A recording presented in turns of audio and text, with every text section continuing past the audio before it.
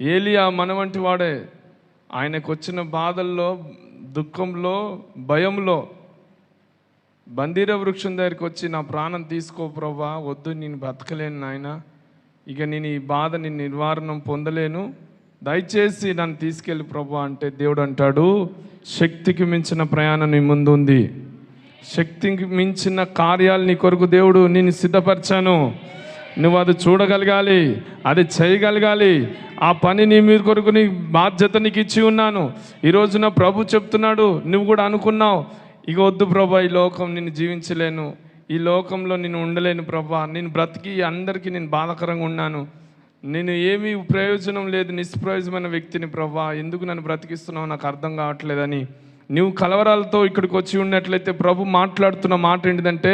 నా కుమార్తె నువ్వు భయపడకు, ఎన్నో గొప్ప కార్యాలు నీ కొరకు సిద్ధపరిచాను, నా కుమారుడు నువ్వు కలత చెంద